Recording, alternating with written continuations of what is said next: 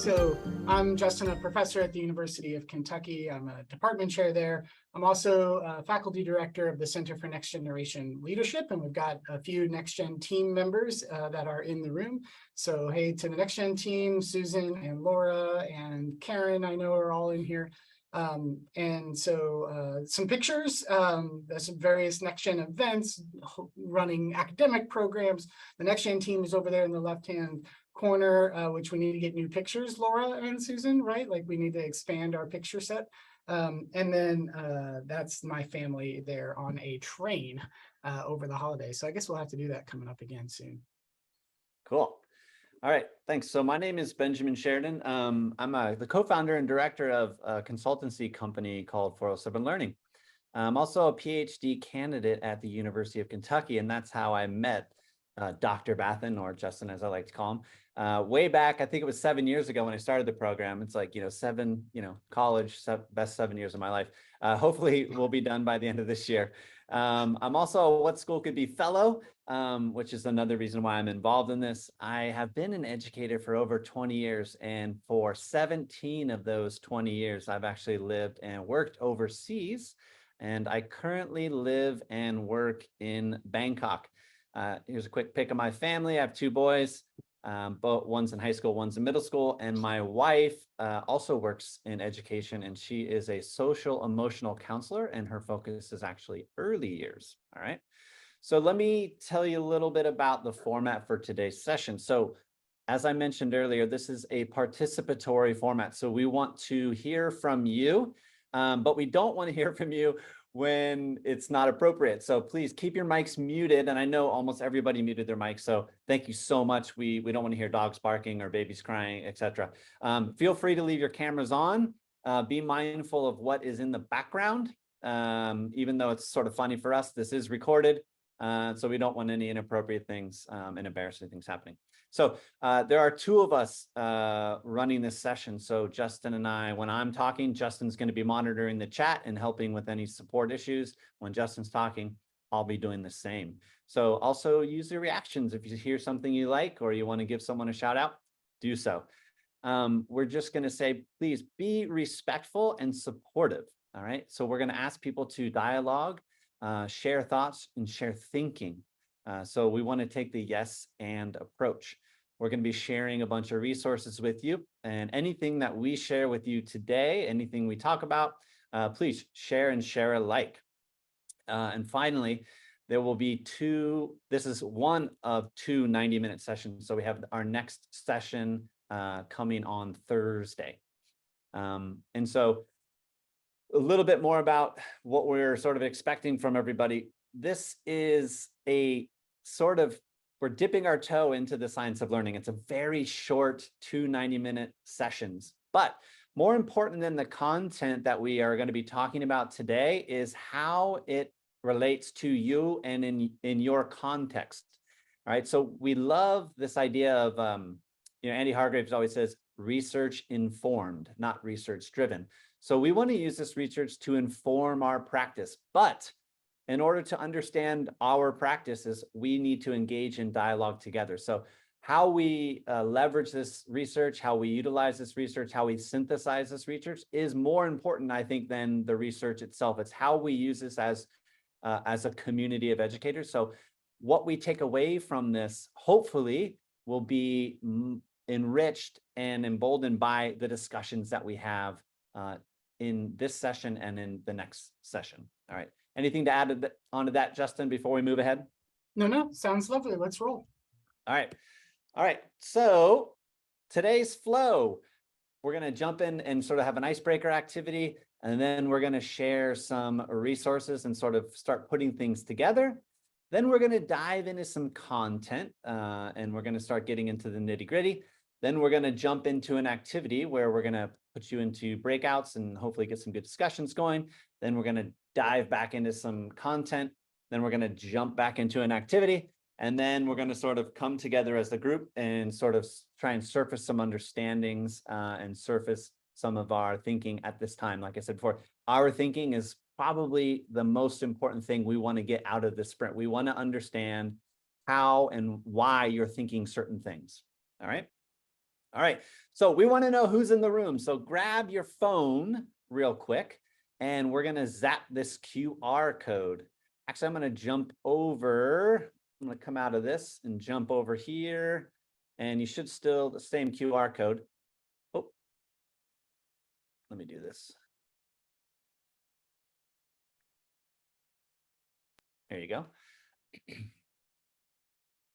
All right, so you should be able to zap that QR code. We have a professor.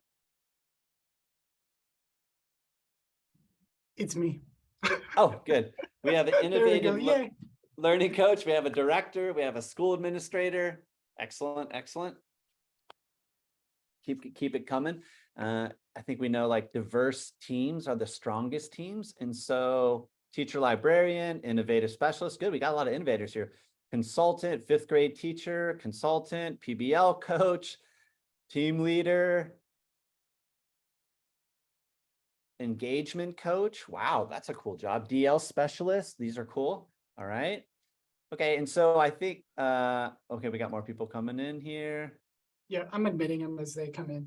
Oh, thanks. Another specialist. All right.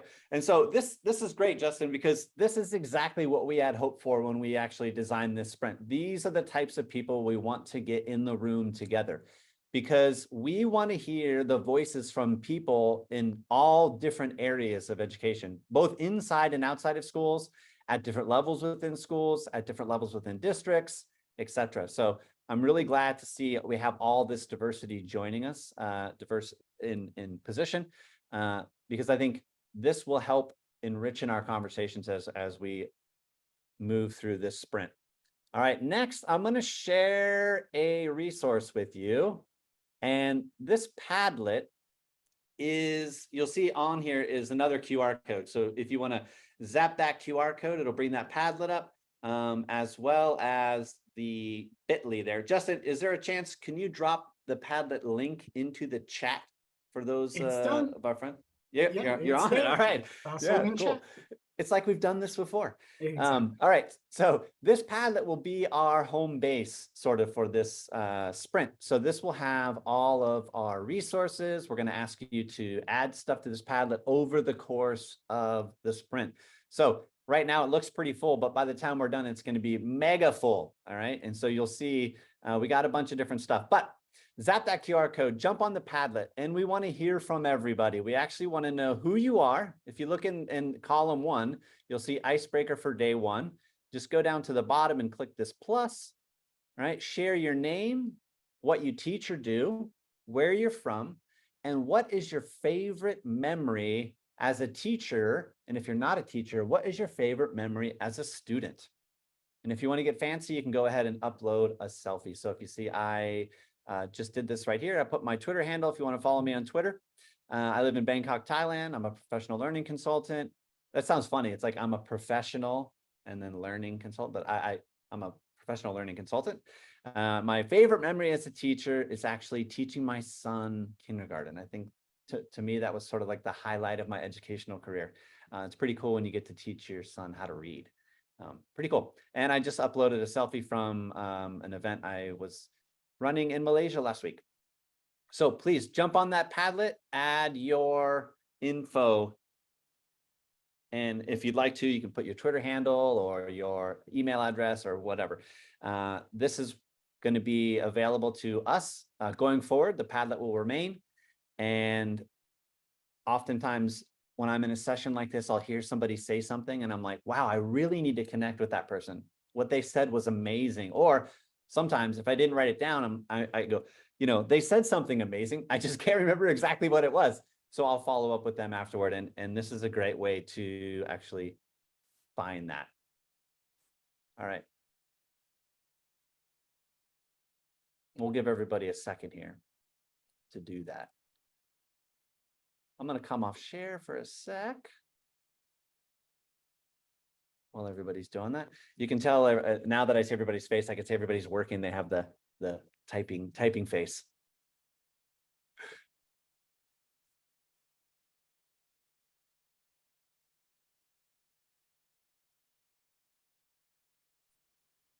All right, we got Rachel. She came out of a science classroom in January to be a countywide project-based learning coach. Amazing. Karen Perry, director at NextGen. Hi, Karen. Robin Smotherman, my favorite part of being a teacher is seeing the light bulb moments from kids. I taught kindergarten for so long, and, seeing that just switch flip, or like you said, the light bulb come on is one of the coolest things ever. You can see something that wasn't happening before all of a sudden happen. All right, other people, we got Beth Clifford. Thanks so much. Curriculum coordinator for Maine Indian education. My favorite memory as a teacher was more about the classroom culture I was able to facilitate. Wow. You've been an administrator for 23 years. So you've moved from creating classroom culture to school culture. Amazing. Well done. Richard, how are you? Great to see you. You work in the UK as a senior professional development consultant. He works in many schools around the UK. My favorite memory from a teacher was watching 3-year-olds code and make robots do things. Yes, amazing. Very, very good. Justin, you see any on there you want to give a shout out to? Just was playing along, reading along also, and it's just nice to see. I know we're going to have actually quite a few Kentuckians in the room. There are quite a few of us popping in. This is a collaboration space between our center here in Kentucky and the global What School Could Be community. So I hope that we have a nice mix going on today. Awesome. Great. So we'll give everybody just another minute or two to, oh, we got some emojis and stuff. That's amazing. Oh, look at this, Miss Field. That's a beautiful picture. That could be in Chiang Mai. Awesome. I love the sort of overlap between deeper learning specialists here in Kentucky, like Rachel, and then Taryn. I'm not sure if I'm getting that right, as an innovative learning coach in Henrico County. I mean, there's a bunch of these cool jobs in the system right now. And so these things have the ability to make a big impact. Yep, Stephanie and Leanne, great to see you. John's got a picture of the whole team there, so he's representing. That's amazing. Awesome. All right, so I'm going to jump back. If you're still on there, feel free. You can just finish up. Take your time. I'm going to jump back onto our deck, and Justin's going to talk a little bit about the is learning activity that we are going to jump into. So he's going to queue it up, and then we'll go from here onto a Jamboard, which is also linked on the Padlet. So keep that Padlet nearby. All right, Justin. Indeed, we're going to need that Padlet the entire time. So just keep that thing up. That's going to help guide us through our work. So I want to start with, so as we move now into the second column of the Padlet, so we're going to start to work our way across all of the columns now through our time together. Into that second column, you can see the shape of learning and a Jamboard. That Jamboard has 4 different slides at the top. You advance your way through. So as it's asking you these 4 questions. And so if you would just grab Post-its and throw it on there. These 4 questions, I think, are good questions for us to get started with in terms of, do we think that learning is variable, or do we think that learning is defined more by a bell curve in terms of where kids will distribute on a given pattern? Good, Ben is pulling it up, and so let me put in a sticky to get us going.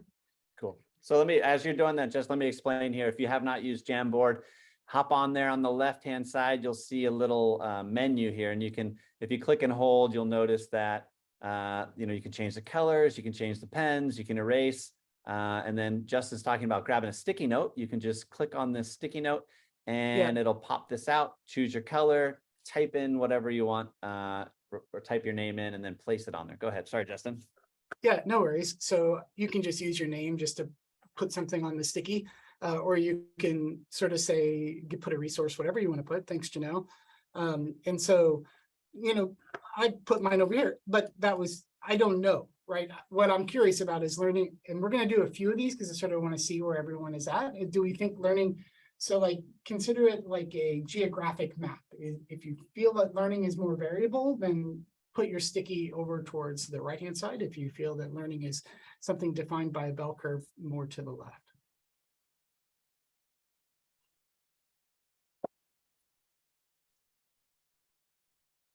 Awesome, Rachel. That away. Take the screen. It's fine. No worries. Oh man. Keep going, team. There we go. Thanks, Rachel.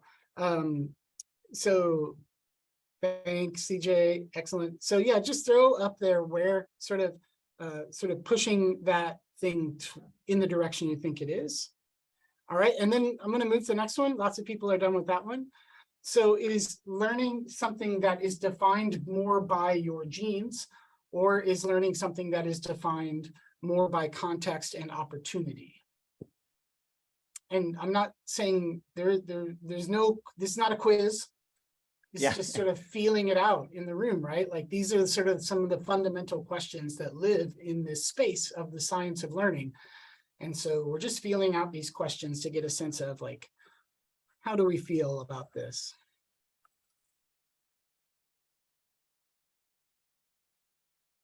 Yeah, and feel free. There we go. I see circles coming in, sketches. That's fine. That's fine. It's a Jamboard. Just throw your name wherever you want to throw it.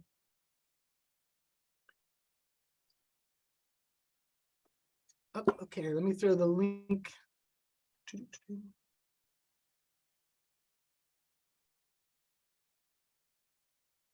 Oh. I got it, Justin. All right, awesome. Thanks. Yep. And then we're into the next one. Sorry, we're just continuing on. Thanks, Ben. Slide us over to that next one. Yep. And to that question is something, are skills for kids something that is fixed? Is it something that is malleable?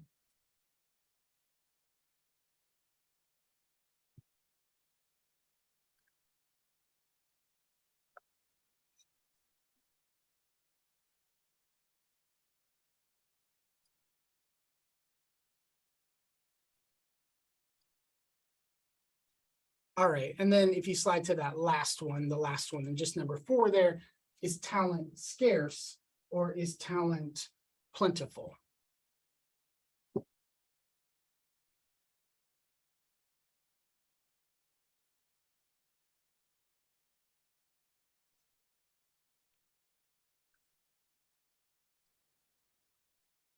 All right, so awesome. So just looking back at those, click back through those real fast, Ben, you'll see that we have aligned ourselves to a particular pattern. And that's perfectly fine. I would expect as much with a advertised session as such. So I think that like you, I sort of come from a place of wondering about these questions myself, and I'm having a particular lean on these questions. And let me be specific. Can I switch over to share on mine? Yep. Sorry, it's early in the morning and learning all my Zoom skills again this morning. Yeah. So these questions come, what's there? Cleaning in the hall right now. These questions come from a really deep pool of research that I want to spend some time learning from. And so in particular, these questions come from Pamela Cantor, who helped to lead a lot of this research, and I'll let her ask these questions. Oh, hold on. Yep, exactly. I've got to figure out how to do this with all the earbuds. Yeah. That's right. Yeah, unshare and then click that like little share sound button when you almost there, team. Yeah. Or are we looking at different faces? There you go. All right. Yep. That learning is variable, that disruptions to development happen all the time. And could these narratives instead be a result of a long-standing failure to see that the approaches we've taken thus far to learning and schools have not fully challenged our assumptions about learning? Is it variable, or does it fall into a bell curve? Is it defined by our genes or by the context? Oh, okay. My timing was off on that for some reason. I'm not quite sure why. Interesting. So in those questions, we like have some mental models And I don't know about all of you and where you're at in your deeper learning journey. In my own personal deeper learning journey, and all of us could probably articulate that if you're in this meeting, part of what school could be community or attached to Next Gen somehow in Kentucky, you are on some kind of a deeper learning journey. And lying underneath that deeper learning journey are mental models of learning in our systems. And that, you know, we in our space, I think the place that I've been coming from, sort of have these questions around like, what is the mental model of learning that we've built our system on? And one of my fears is, have we built our system on a behaviorist model, or have we built our system on a constructivist model? And so like, these are not new words in this space. If you like, these words come from educational psychology, and many folks like B.F. Skinner on the behaviorism side of the equation, and many folks like Lev Vygotsky, interesting dude, the Kharkiv School of Psychology, Kharkiv in Ukraine, interesting moments, history all wrapped up. But so Vygotsky was sort of working in those spaces that are currently at war, but helping us understand things about how learning is constructed in the brain, and helps push us more towards constructivism. There are other options here like connectivism, which is a step maybe even further to the right than constructivism in terms of how learning is formed. These things are probably not new to you. If you're in this kind of a meeting, you probably also know this book, Tinkering Towards Utopia, and the grammar of schooling. So as I came into this work, I was having all of these thoughts, like probably all of you, around the grammar of school, and that we really shape the machinery of instruction, as you can see from Dewey quoting in 1902, that the machinery of instruction really controls the whole system, and that we shouldn't discount that machinery of instruction and the mental models on which that machinery of instruction is built.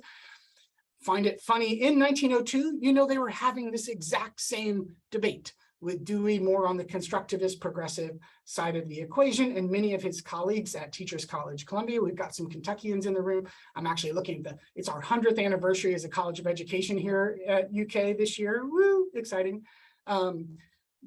The founding dean of this college was studying at Teachers College at Columbia University in New York under these guys at that time, and was writing a dissertation that was in the space. So we've really been sort of wrestling with these two sort of extreme notions of learning the entire time. And it's in that, I think, a lot of our deeper learning work centers itself. So I want to like position behaviorism and constructivism, and then loop us into like what Zhao has helped to bring forward in his book, In Search of Deeper Learning. Changing our metaphors. Schooling has a certain grammar that is so common that it's almost invisible. Schools are rooted at their most fundamental level in control. Bells control the time. Teachers control students' bodies. Students need a pass to go to the bathroom. They eat what the system says when the system says. Wrong answers are verboten. Time moves very slowly. Students' primary job is to assimilate bits of previously discovered knowledge. We test them on these bits, most of which they promptly forget. And then the next week starts, and we do it all over again. A better metaphor, an alternate grammar, would be that of a workshop. A workshop is rooted in production. It's a communal space where people make things that are meaningful. Students are the creators. They have access to the tools they need. There are models of good work. There's often music playing. People eat when they're hungry. They go to the bathroom when nature calls. Imagine that. Work creates flow. Participants lose themselves in the work. Adults and other students are around, often working themselves, but available to provide guidance, feedback, and inspiration as needed. All right, I'm going to pause Zhao there. But in that sort of dichotomy between sort of the control of the school that we know and the sort of construction of a workshop, then lives so much of our own thinking around deeper learning. right? So we have an old grammar of school to a new grammar of school. This is from Zhao's book, Zhao and Sarah Fine's book. I'm excited. We have a special issue coming up. Sarah Fine's going to contribute an article. And so we're working on that. That will maybe give details later. There's other things we'll keep informing you about more opportunities as we go along. But this space between an old grammar of school, a new grammar of school, behaviorism versus constructivism, that all feels like it goes together, right? And so I'm just going to throw us out into breakout groups and sort of give you a chance to talk sort of briefly about those sort of interconnections that I think most of us in the deeper learning world are already bringing to the table, and just like get that on the table as we then move forward into some deeper, more recent research. Does that sound okay? All right, awesome. Ben, all fine? Open breakouts. Now here's what I want you to do. In your breakouts, I want you to take some notes. So let me pull this back and then reference you over to the Padlet. So breakout activity 1, existing structures. So if you could, while you're having that conversation, identify some of the behaviorist structures that you see in school, and then some of the constructivist structures that you see in school. If you want help between the old grammar and the new grammar, the link to that chart from Zhao and Sarah's book is there in breakout activity 1 in the Padlet. Everyone good? Know how this is working? Feel like we can handle it? All right. Can I just add one thing? Comments, or you can add posts, as Ben explained, around behaviorism and constructivism. And we'll do about 5 minutes only out in breakout. All right, Ben, jump in. Sorry. I thought you were done. Yeah. As we jump into this, let's just also think about behaviorist versus constructivist models that teachers operate in as well. So it's not just the environment that students operate in, but it's also the environment that teachers operate in. Because if you look at the research, you see that the schools that have the highest amount of teacher autonomy also have high levels of student autonomy. And so as we're thinking through this, let's not only focus on what teachers are doing with their students, but what teachers are doing to themselves and to each other, and then what teachers are having done to them as well. So let's take it up a little bit of a level just to think about those models as well. All right. Okay, about 4-ish minutes and I'll close rooms and bring you back, but like quick discussion around this and then throw some stuff in the Padlet and we'll see you back in a few minutes. All right, go. All right, great. Sorry, I enjoy the breakout rooms myself. And so like, I don't mentally prepare to like, oh, I'm in charge here again. So yes, I need to be in charge here again.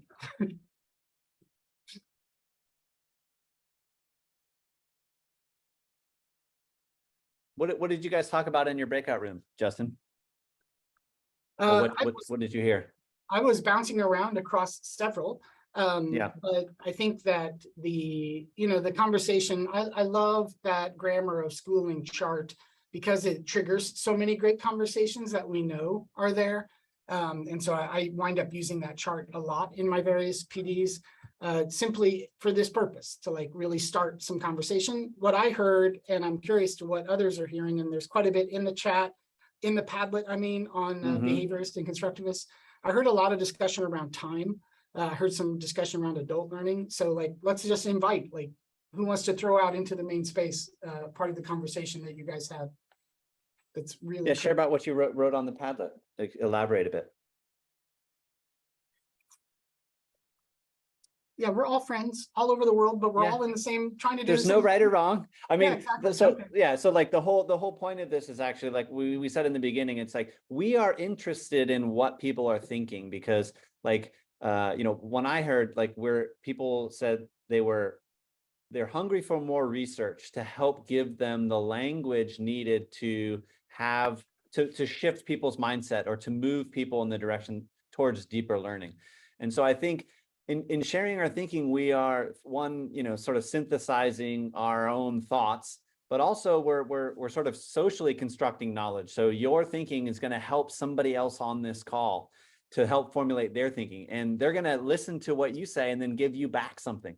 So I encourage people to come off mute and share. Help me learn. I need all the help I can get.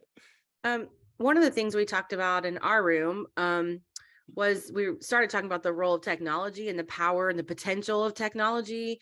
But that even technology sometimes still follows a behaviorist kind of mindset with an expected time that kids were supposed to complete things, and everybody doing the same thing, for example. Like, so just felt like while there are things to be learned from the engagement that kids sometimes get from technology, but still even very modern tools can be used and deeply rooted in old ideas. It's just one of the things. I don't think we fully got to an answer, but I think we were at least sort of talking about that idea a little bit in our room. Yeah, we were talking about how pockets of things are happening. We know where we want to be, but again, that system and the community thoughts, and what's frustrating, we were just talking at the end, what's frustrating is that still our teachers are coming out of universities with the same kind of mindset of the way that their parents were taught, they were taught, and they're coming out. And it's like, what they know is only what they know. So trying to really get them to see the importance of this deeper learning and to maybe take them on learning walks. What do we need to do to get them to understand the deeper learning pieces? Yes, I would agree. One of the things that we have found in I'm in Shelby County, Kentucky, and we've been in kind of a transformation process for probably a dozen years. And along that way, one thing that we have found is that our onboarding process and our professional learning system has had to really be robust and something that is multifaceted and reflects the continuum of just what you said. We have teachers who have been in the work for a dozen years, like me, who are ready for next steps in research. And then you have teachers who are coming, from other districts or from, new to teaching, who don't yet know how to create, positive student discourse in the classroom. So that continuum is so broad that we have had our adult learning theory have to change and deepen as much as, and so it's almost like a balanced approach. We have this parallel pedagogy going on where our adult learning system is as robust as our kid learning system in a lot of ways. Yeah, lovely. All lovely, lovely, lovely. I had not even considered that adult angle side, but that came up across multiple times. And I would say that we're going to share some research in just a minute. Woo, exciting. But all of this, I think, has the exact same implication. Really, none of this is written from the standpoint of exclusively about kids. The science of learning would work for adults as well. And so our own adult learning systems, including teacher preparation at colleges of education, yay, I got to own that. We need to be considering more of those sort of behaviorist versus constructivist systemic components as well. And I love back into the Padlet, just seeing the, I'll put the link over here in the chat again, under Breakout Activity 1, just seeing all those comments around all of the different structural systems that link back to behaviorist models, and then sort of looking at the different structural components we see emerging that link to constructivist models. I love to remind everyone that this is not new, and that this sort of debate does go all the way back at least 100 some years. And so we do see evidence of both constructivist mindsets and behaviorist mindsets in our systems. And what I think is really useful for me is to be able to link it to the mindset that is underpinning that thinking, right? So like, it helps me to make sense of why school is broken into disciplines in high school, right? And science is separate from social studies, which is separate from English, it helps me to understand why that's the case when what we have underpinning that is sort of a behaviorist mindset that thinks of like, we're going to master small components by practice and repetition. And we're, going to help students learn that small component of learning that we can break down for them, right? So we're going to learn small task by small task by small task by small task at a time through repetition and practice. That's a very behaviorist way of trying to do the job. And that's not to say that it doesn't have some impact. I think it does. But it also, I think, does cost us things. For instance, interdisciplinarity. So, okay. Justin, Okay, hold jump on. in, Ben. Yeah, sorry. I just want to add one thing. So this is all amazing, and I'm like this sort of stuff gets me really excited because I think these are important conversations, and I'm glad people. I'm heartened when people see they're starting to see their way through and see a way forward. And if we look at that the grammar of schooling table 1, let's just I'd like to point out, we see a view of knowledge, right? So we're talking a lot about sort of this view of knowledge and how it's pre-specified and sliced, right? But then if we look at the new grammar, it says, it's constructed, it's interconnected and dynamic. But there's so many other things that we need to pay attention to, right? And I think as educators, we typically, where the rubber meets the road is what takes place in the classroom. And oftentimes that's the focus of the conversation, but it's broader than that. And I think if we look at this table, there's so many different things in there that are just as important to talk about because they all support each other. And so I think this conversation is rich. And when people seem to get stuck in one, perhaps maybe slide over and focus on something different, because by focus, if you move one forward, they're all going to come, they're all going to follow. So it's more like a multifaceted approach rather than just one. Because I know that, working in schools for so long, sometimes we bang our heads against the wall because we can't seem to make traction on this one thing. But there's other things that we can start focusing on and other things that we can start supporting. So I just sort of wanted to throw that in there. All right. Yay. Lovely. Okay. Are you all ready, feeling up for a deeper dive now? So we, in my role as a professor and in my role here in the state of Kentucky, at working at the University of Kentucky, the state's flagship research institution, and helping to be the faculty lead on this center that is pushing progressive constructivist ideas out all over the state. And now we have lots of folks, including lots of folks in the room, that are out there implementing this work. I think as educators, we all as educators have been there, done that, and can see for ourselves, right? We are researchers ourselves. I love the new book by Jamila Dugan and Shane Safir that is on street data, right? You all are collecting street data on an ongoing basis. And so all of you are bringing expertise to this equation that is equally valid, maybe even more valid than the expertise that lives in research papers. But I think that the beauty is seeing all of that as evidence. One of the prior parts of my life was as a lawyer, and so I had to take all kinds of classes on like the federal rules of evidence. It was terrible. I don't recommend it. I hate it. Well, it is what it is, but it helped me think deeply about what do we consider to be valid evidence when things like somebody going to prison is on the line. And so I've always started to try to take that broad view of evidence. In that broad view of evidence, though, our practical experience hopefully is complemented by some of the best thinking and research that lives out there.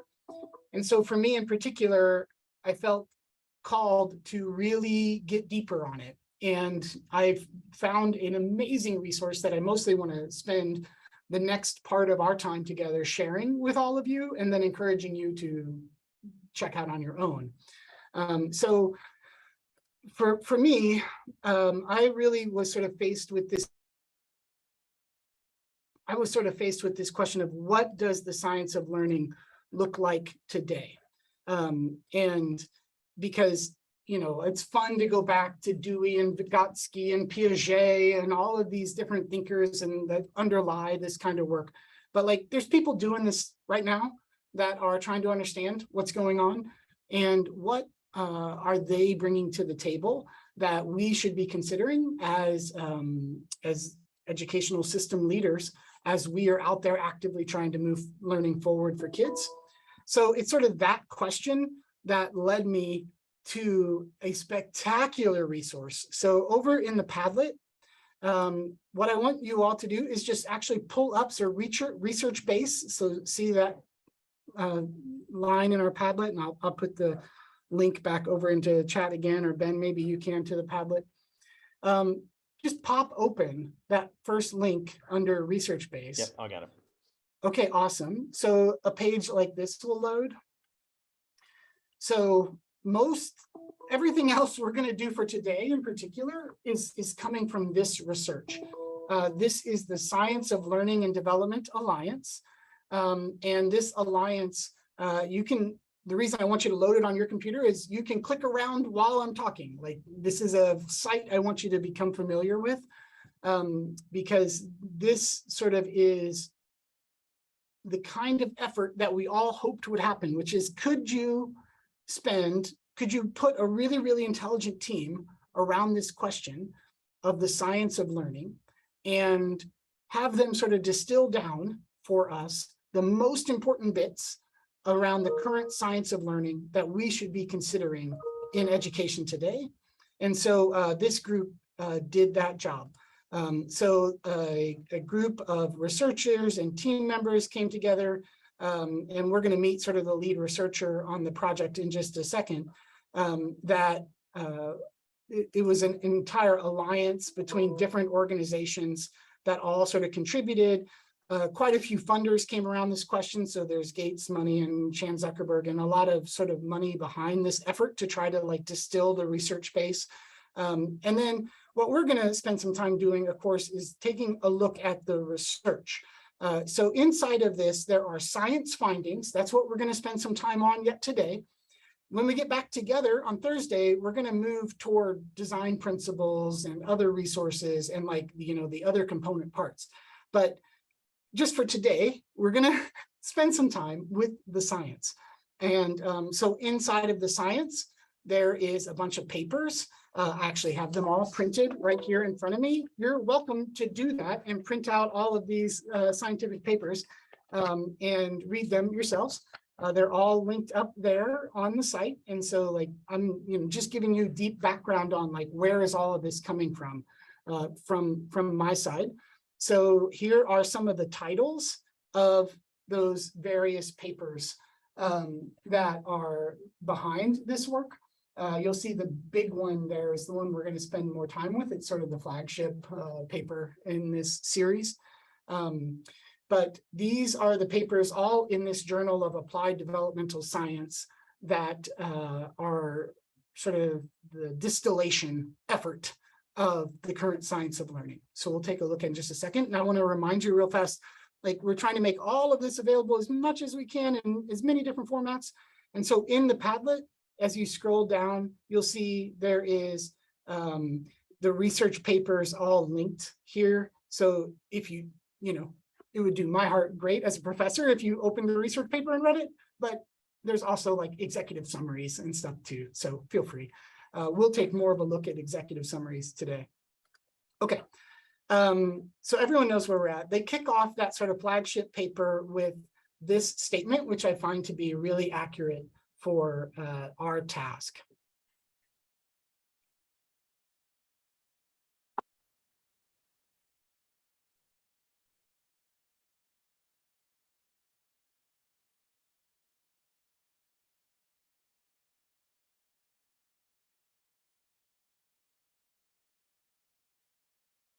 There's a lot out there in many different domains: neuroscience, developmental science, epigenetics, early childhood, psychology, adversity science. There's a lot.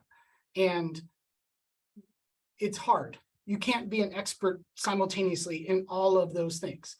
And so what we can help do is distill and then translate. And so hopefully today we'll do a little bit of distill and translate. And as we get back together next time, like that's when we can really dive into how does this translate. I want to pop into this sort of flagship article for just a second to give you a sense of the scope of the effort, right? So here are the research bases that are examined And inside of these articles, the research bases on these different things are pretty fully explored over the course of a couple pages each. So if you can, each one of those bullets and even the sub bullets have about 2 pages of a deep literature dive on each one of these. And just to give you a sense of like what this effort was about, right? So the paper starts with human development in epigenetics, very biological as it opens. Then it moves into sort of brain structure and function, moving into sort of the developing brain in early childhood and dynamic skill development. Then sort of a shift towards relationships, self-regulation, and individuality. So the different science that lives behind self-regulation, the science that lives behind individuality, right? Like these are all things as educators, we know they're there. We know that kids need to develop self-regulation, and that is a critical tool for their own maturity and development, but there's science behind that. And so they're putting the effort to bring that science to the table. Then they do a deep dive into the science of learning. So over there on the right-hand side, just looking at learning, right? So the constructive developmental web, we're going to return to that concept in just a second. Integration of affective, cognitive, social, emotional habits, skills, mindsets that support learning. Like when we were out there doing all of our deeper learning work and portraits of a graduate work and all of that stuff, and we're saying, hey, kids need all of these other things, there's science behind that. There's prior knowledge and experience. What do we learn from that? The motivation, research, efficacy, that's the Bandura land that you probably know about. Metacognition, conditions of learning, cultural responsiveness and competence, instructional and curricular design, illustrative examples and implications. Then the paper takes one more turn and goes over to the bottom left-hand corner around the science of stress, the impacts of adversity on health, the impacts of adversity on learning, and the science of resilience. So I'm just going to pause for a second, let anyone ask any questions. But I hope that for you, the way that felt for me was like, damn, good job. That is a broad, vast look at sort of the development of childhood that underpins what we're trying to do in education. And giving me a literature base on all those different things is awesome. Right? So how are you feeling about that vast list of things that they're looking into in this effort?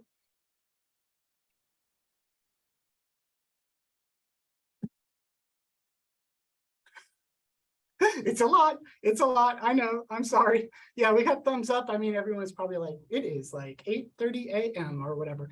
And so, yeah, I know.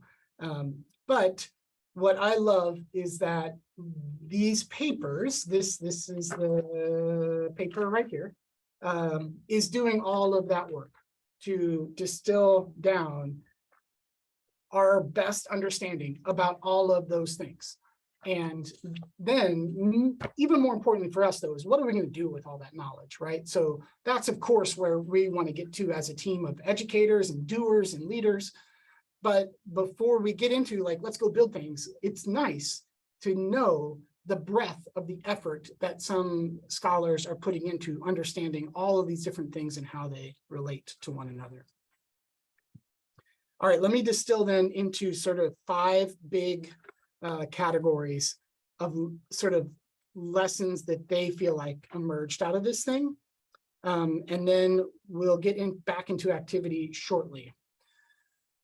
So number 1, now this is pulling together the learning that happens across all of these different research fields. So human development depends on the ongoing reciprocal relations between individuals' genetics, biology, relationships, and cultural and contextual influences.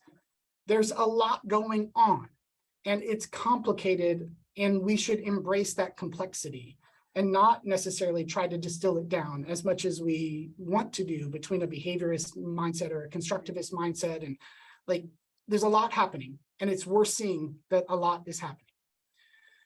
Each individual's development is a dynamic progression over time. There is not necessarily, as Piaget was a big fan of, like these categories of childhood that each kid hits at a certain age, right? Like when you turn third grade, like you happen to be that many years old and like suddenly you're ready for some new thing. Like that's not what the research shows. The research shows that kids are all over the place. We see that as educators, right? Like this is not new to you because you see it in schools, but the research backs that finding that like each individual is on a separate, different learning journey there's a ton of variability in that journey. So our like age banding of school and all that stuff, like that's very questionable and doesn't probably fit with the research. Okay, the human relationship is a primary process through which biological and contextual factors mutually reinforce each other. This is Vygotsky. This is constructivism. This is saying that there's shaping going on in the social relationships, that the social is deeply informing the experience of what it means to learn in the world. The fourth finding is all children are vulnerable, and there's a lot that can impact them while they're on these journeys. The ecologies that they live inside of can have really deep impacts on their journey. And then the fifth finding, which is probably the most deeper learning finding, is like students own the learning. You can read number 5 over there. That's the one that lives in our deeper learning world very clearly.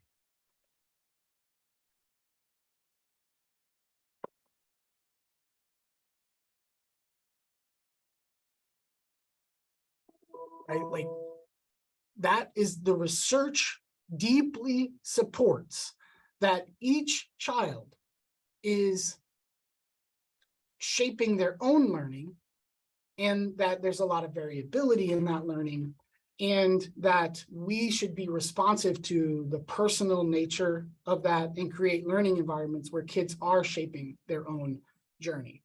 All right, so I don't, like all of you, I want to be confident when I'm out there doing this deeper learning world. I want to be confident in like, this is the best research supports these approaches.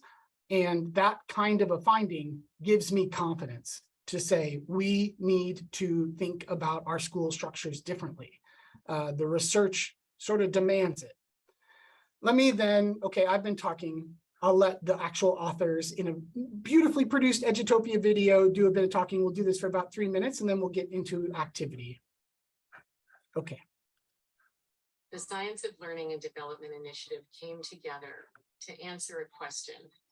What science should we pay attention to in order to understand how learning happens? Have a good day.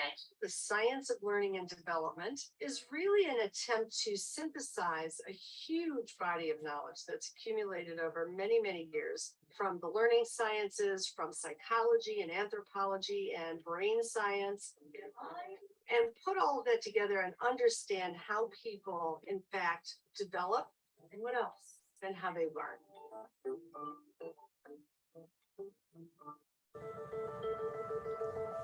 There are a few core principles that define all of human development. The first is malleability, the unique property of the brain to change in response to relationships and experiences. Neural tissue is the most susceptible to change of any tissue in the human body. When children are born, their brains are not fully developed. The development of the brain actually continues into young adulthood. It is relationships and experiences that drive the development of the brain. If children have the experience of adversity, they will have uneven development of foundational skills like self-regulation, relationship skills that are prerequisites for more complex skills like perseverance and self-direction. These are the children who are at risk to fall further and further behind. But what's most interesting is that a child can become a productive and engaged learner from any developmental starting point, as long as we intentionally build those skills. turn to your table group and discuss this. Come up with a statement. When we're able to combine social, emotional, affective, and cognitive development together, we are creating many, many more interconnections in the developing brain that enable children to accelerate learning and development.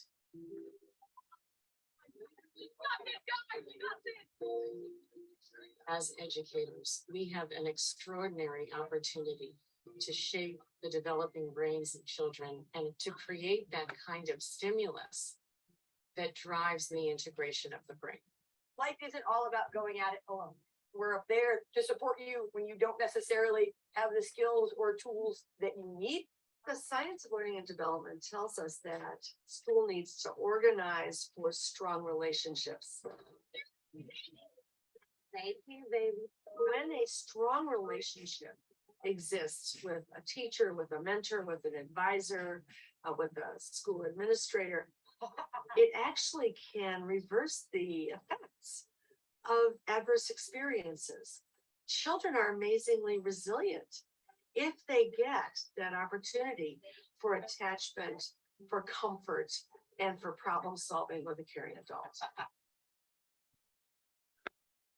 Okay, so the science of learning and development in the video, I'll stop share for just a second and invite in any voices that want to jump in. We'll maybe see the rest of this video later today or maybe on Thursday, but what do you think?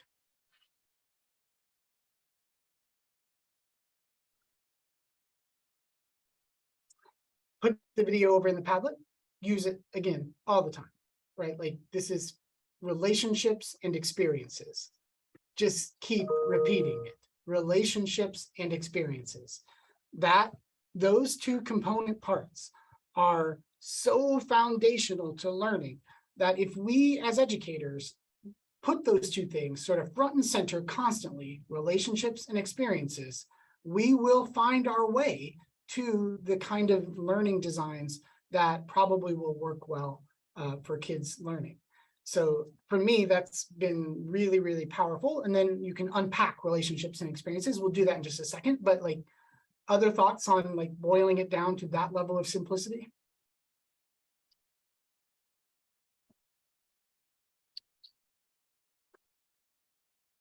I'm thinking about something, I think it was Linda Darling Hammond that said, schools should be organized for strong relationships. And I think about the way we organize high school, for example, one teacher to 150 students moving in and out in 45-minute increments. Some Horace's compromise, Ted Sizer kind of ideas coming to me about, is there another way we could organize high school to not be that kind of factory model approach. And then even in elementary schools, I think I've seen elementary schools recently where teachers are specializing in content areas and taking more kids on. I don't know, I just feel like that cuts counter to, I think what we all know, which is kids respond to strong relationships. But we're sort of organizing around content rather than relationships. I think Karen, I'm sorry, go ahead, Janelle. No, I was just thinking about that too, even like when you think about experiences, we just keep thinking the more content we can check off and the more things we can get through, that the higher our academics and scores are going to be. And I think it's like you're saying, when we can give them those experiences of, interdisciplinary, not going from class to class to class, how can we get them to be solving problems right in our community that they know their why, instead of just being on a treadmill of checking things off. Yeah, and connecting what Janelle and Karen both said there, I think the pandemic really showed us that relationships are really what got us through that. But now people see the importance of like social and emotional learning, but often what I see is that's something that happens in advisory period on Tuesdays. And that's when we do social and emotional learning. It's not truly integrated into the school day, where we do SEL is just how we do school, right? It's not a compartmentalized part of the day. And so it's how do we shift practice to see that all of our classes are about the whole child, and not just when they go to counseling, or not just when they're with that math teacher who really invests in relationships, but that's like really all of our job as educators, because that's how we learn. One of the things when I was principal at East Middle and we were looking at innovative models of school, and we were going and visiting all of these successful middle schools that were doing school differently.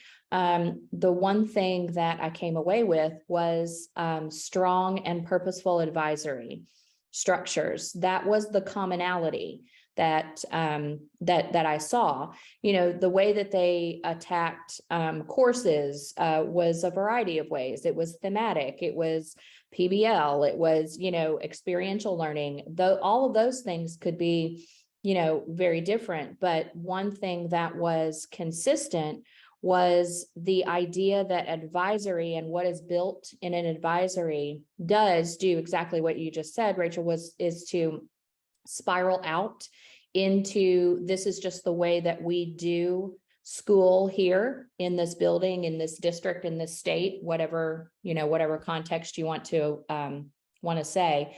But it was when we adopted that advisory was sacred and protected time to take care of kids and to build those relationships. Only then at our school were we seeing then the moving the needle on achievement. It was when we started taking care of kids. And, you know, for that reason, you know, advisory is really sacred and protected in our district. You know, of course, there are pockets, you know, where it's not as strong as others. There's always going to be that. But advisory was the linchpin of our school improvement process. So lovely. For me, like, those two words are inescapable now: relationships and experiences. I never think about anything that I'm seeing in school without thinking about those two words. And they help me understand so much of what works in the deeper learning world, right? Like, why does PBL work well? When you're doing PBL well, number one, it's probably a powerful experience. There's some kind of practical, authentic question inside of that. And you're teaming up with others, you're trying to make a real thing, whatever, right? And then secondly, it's deeply embedded in relationships with your peers, relationship with an adult, maybe a relationship with a community member, right? So you see the intersection of relationships and experiences. And so it's no wonder that that works extremely well for learning. But as I love the comment from Luna over in the chat, right? Like, learning will happen where relationships and experiences are at. That doesn't need to be school. And in fact, for many kids, it probably isn't school. Like, the learning might be happening much more powerfully where the relationships and experiences are stronger. Why does after school extracurriculars work so well? It's built on relationships and experiences. And so I think that we see the learning sort of follow those two things. And so if it's not in the classroom, it will be somewhere else. And then if it's not, you know, for some kids that don't have access to extracurricular or homeschooling options or tutoring or whatever, right, then they're just going to miss a lot of potential learning that is available. Okay, now one last task for me on research, and then we'll be done with deep dives into research, I promise, and we'll get into school design going into next time, and I'll turn it back to Ben to make sense of it all. Over in the Padlet, I want to point you to one more sort of distillation that I think is really useful. So under breakout activity number 2, unpacking learning. So that article that lives down below there, the science of learning and development. So I'll share screen just to point everyone to the right place. But I want you to pop that open on your screens. And inside of that are 8 critical components where the unpacking of relationships and experiences happen, right? So we're over here in the Padlet and under breakout activity 2, and then popping open this particular article. This one is the executive summary, initial findings, like much more digestible version of all of those research papers.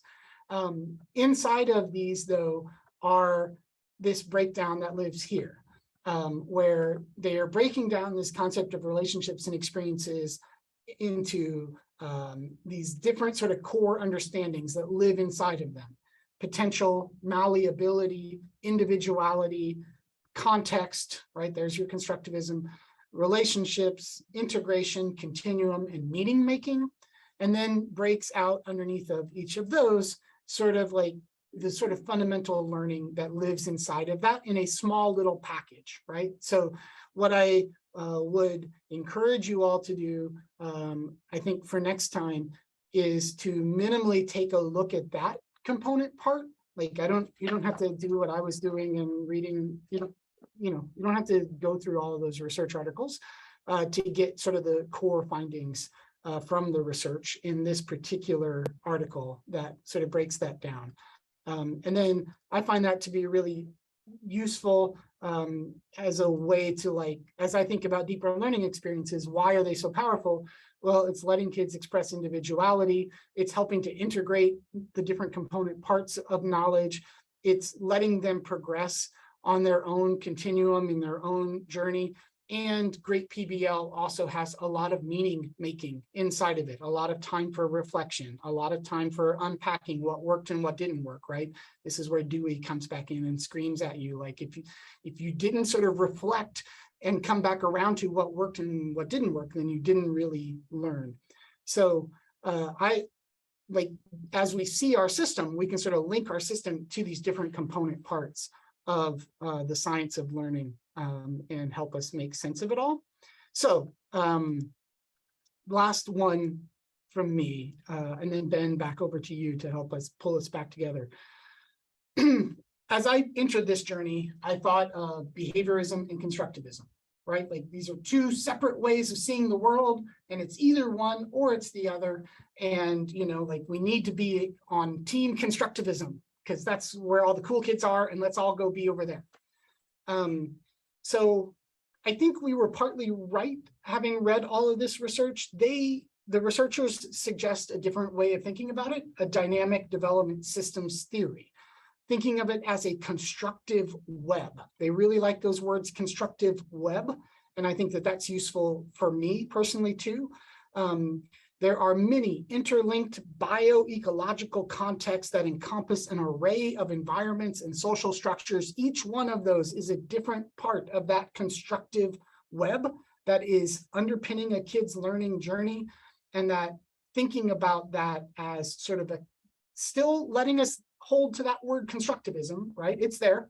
It's not absent. But it's this sort of constructive web of many different things going on: relationships, ecological context, micro system factors, families, relationships with caregivers, and then everything that goes into schools and teachers, but also peers and poverty and racism.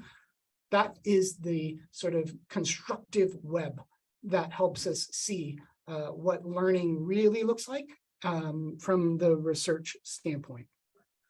All right. That's a lot. I'm sorry to dive so deep on the research. We promise I won't do it again. And let me just turn it back over to Ben now, who is great at helping to bring us back to educator world. Yeah, this is all so good. It's like, if you guys only knew, I had to stop myself from coming off mute about 50 times so we could get done in time, because I have so much to say on this subject. And thank you so much for participating in the chat. There was like amazing things going on in there. So many different things I wanted to chime in, but I don't want to make this could be hours and hours and days long. So, but what we're sort of interested in at this point is we have an activity on the Padlet, and we're going to throw you into breakout rooms for some of the remaining time, because like I said earlier, we want to know, so like learning is a process. We're constructing this new knowledge, or we're constructing new ways of thinking about this, right? So we want to help each other do that. So what we want to do is we're going to throw you into breakout rooms, and we're going to ask you to do a simple thinking routine, a connect, extend, challenge. So what did we talk about today that you connect to something you already knew? Probably lots. All right. What extended your thinking a little bit with what we talked about today? And what is challenging your thinking? What are you maybe thinking about in a new way that you might not maybe you heard somebody you didn't agree with today. Maybe you're stretching your thinking in a new way that you're not quite sure. It hasn't completely made sense to you. So when you get into breakout rooms, on the pad that you'll see, there's 3 columns, a connect, extend, challenge. So in the connect, just type in what you connected to something before. What is extending your thinking? What took your thinking a little bit further? And then what's challenging you? And if you want to do this individually, that's fine. If you want to have one person record while you talk about this as a group, totally fine as well. There's one, let me share my screen real quick. There's one other thing we want to hear from you all on. You'll see here. So we have connect, extend, challenge. And then if you flow all the way to the end, we want to know we're sort of, we haven't totally designed the second session yet because we wanted to see how today went. What do you want to spend your time working on in our next session? So we're going to have some time to work together. So is there something you saw today that you want to take time to work on with each other so we can use breakout rooms again? And if certain themes arise, we can create breakout rooms around those themes, and you can go into that room with people. So it don't worry about thinking about themes or anything. This is blue sky. What do you want to spend your time thinking or working on in our next session? All right. So that's your exit ticket. So we're going to open breakout rooms. We have about 8 minutes left. Connect, extend, challenge. You can record yourself or have one person. And then your exit ticket is, what do you want to spend your time working on next time? All right, we have some time. So any questions for the good of the order before we open breakout rooms?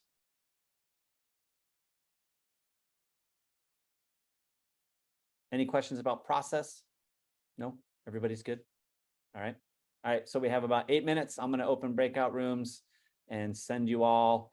So when you're done at 8:30, you guys can leave. Like, you don't have to come back and say bye to us, although we'd love to see your faces. We'll be hanging out in here. Please feel free. We know we have a big day ahead and you're all very busy. So please enjoy. So just a reminder, Thursday, we'll pick Yep. it up and we'll get into Yep. school design. Okay, so cycle back around to this. So head out on your own time, but we'll see you back on Thursday.